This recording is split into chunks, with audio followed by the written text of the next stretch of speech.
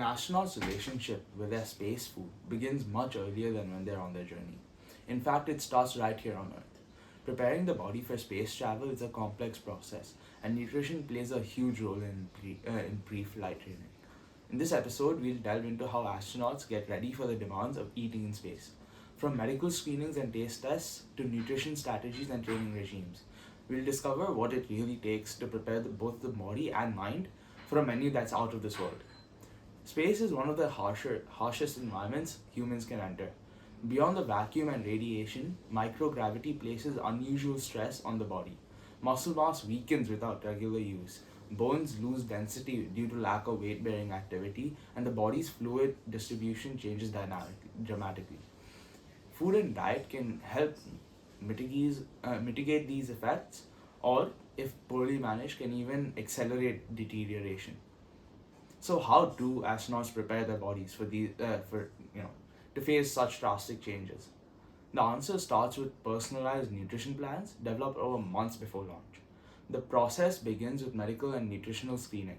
Every astronaut goes through a checkup, including blood tests, composition analysis, and dietary assessments.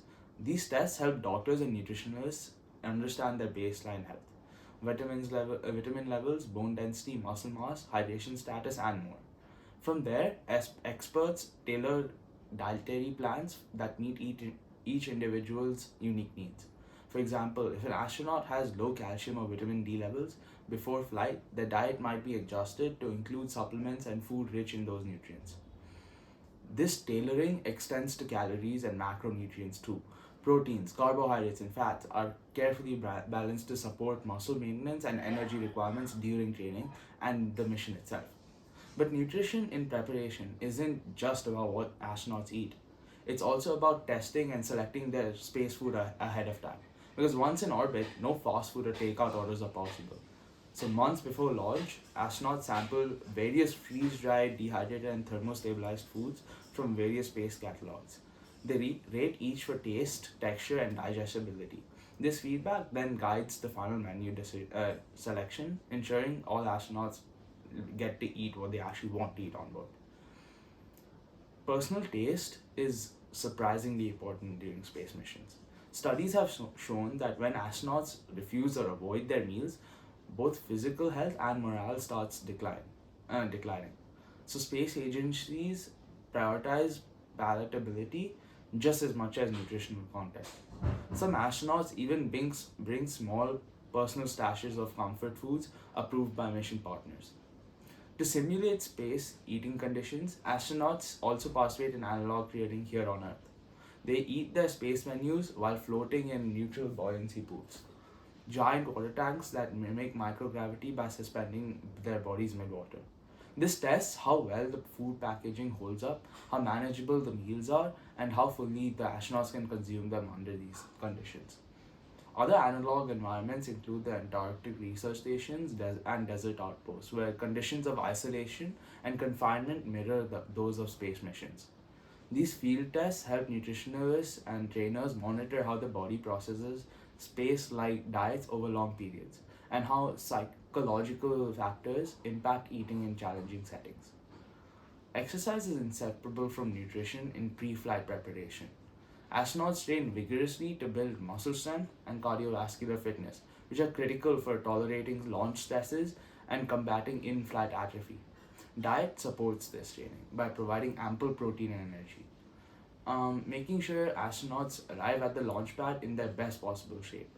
During training, astronauts' diets are closely monitored and adjusted. If weight loss is detected, the calorie intake is increased. If vitamin or mineral imbalances appear in blood tests, supplements are introduced. This dynamic management continues until the day of launch. Supplements play a key role before and after the flight, as well as during. Vitamin D, essential for bone health and immune function, is especially important since spaceflight eliminates sunlight exposure almost entirely. Calcium and potassium supplements also help preserve muscle and bone mass, while antioxidants counteract increased oxidative stress caused by cosmic radiation and metabolic changes. Hydration protocols are also finalized during training.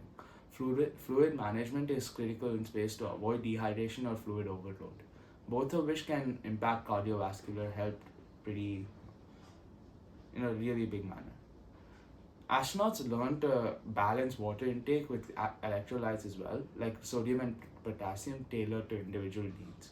One lesser known preparation method is psychological conditioning linked to foods. Mental health is a big focus for long duration missions. So, food rituals like shared meals, favorite flavors, and special tasted are integrated treats are integrated into training to build habits that support crew cohesion and morale in orbit. All these preparations mean astronauts launch with bodies optimized to handle the rigors of spaceflight and menus they're comfortable with, both of which are like really crucial to mission success. In a sense, pre-flight training is as much about preparing the astronaut's mind for the challenge of eating in space as it is about like actually preparing the body. In the next episode, we'll open that food pouch and take a closer look at what the actual menu is. What do astronauts really eat every day once they reach orbit?